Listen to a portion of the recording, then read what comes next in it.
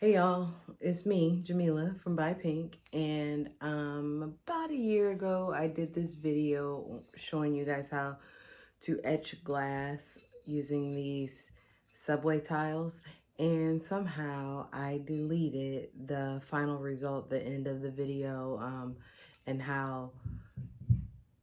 what you're supposed to do at the end.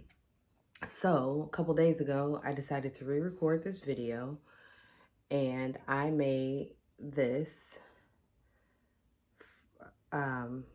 glass tile, and it's just a plain tile. You use etching cream to etch it. I will link everything that I use below in the comments section or in the description, and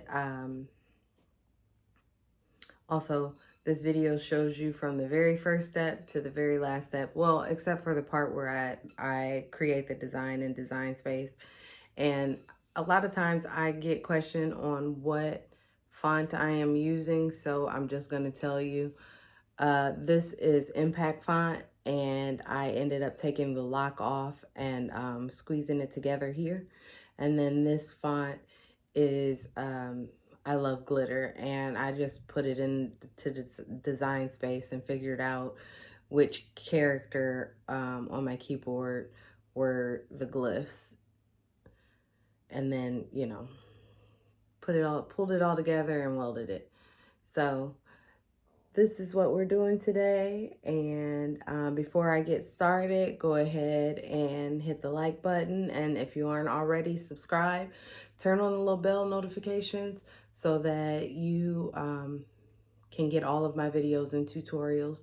These make great nameplates for the office, or even a wall decor. I made this one for my husband for his little man cave, but stay tuned. For this project, you need a subway tile, your vinyl, your stencil, the vinyl for your overlay, and transfer tape, a weeding tool, and something to clean your tile off to make sure there's no oils and anything. Alcohol also works. So the first thing I do is I clean off the tile. Oh, I almost forgot the most important part. A stencil brush and Armor Etch. So after you clean off your tile, just set it aside. The piece that is your stencil, we're going to reverse weed. And what that means is, instead of removing the outer voided area, we're removing the actual inner letters. And I created this right in Design Space. I like to use the Impact font when I do these because I like for the background letters to be big and bold. And then for the overlay, you would weed as normal. So we're weeding out all of the background stuff.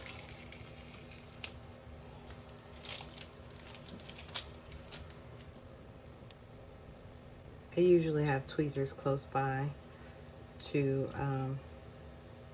grab the little pieces that don't want to come up. You're also going to need a scraper tool. And I forgot to mention that one too.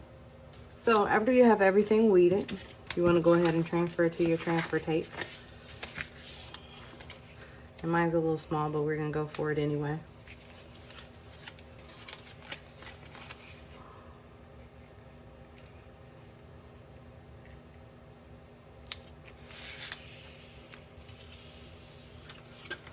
Well, that wasn't a very good transfer. But like I said, move it over to your transfer tape.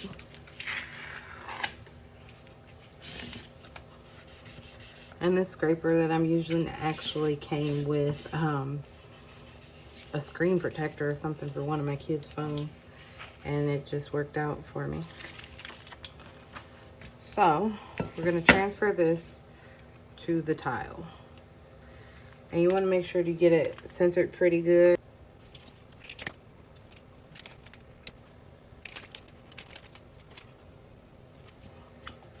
You want to make sure that it's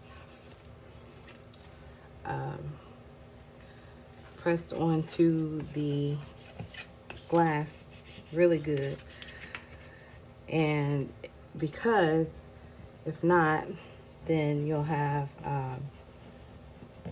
it'll seep under.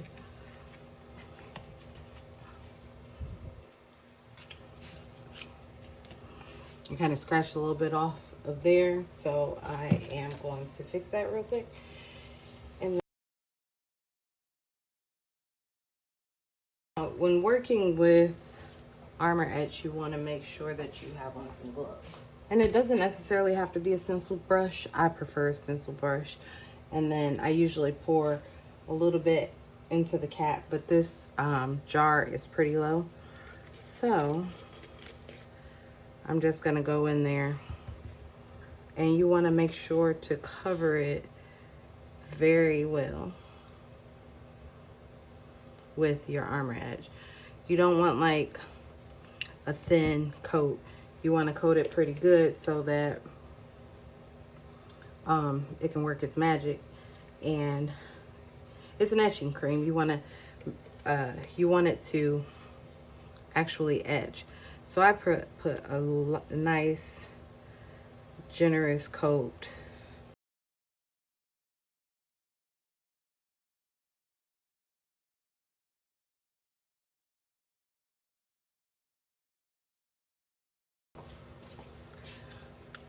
All right, it's been about 3 minutes, and I am going to take this to my bathroom and I'm going to rinse it off. I rinse off first and then remove the vinyl. Be right. So once you got it off, or got it rinsed off, it's still hard to see the results when it's wet. So let's go ahead and take this off. You can kind of see it in the video here, but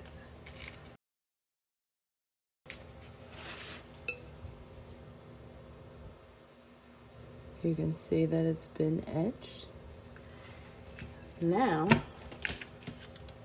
grab your transfer tape. I'm just going to use the same piece and transfer your overlay if you have one. You're definitely okay to keep it the way it is, but I like to put the overlay on it. And this font I use is I Love Glitter. It's a pretty popular one for things like this.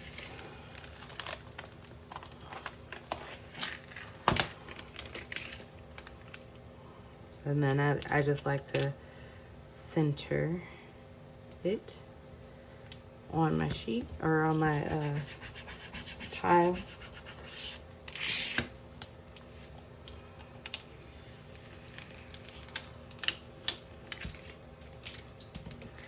And it's all done. Video and pictures really does this no justice, but there it is. It's beautiful.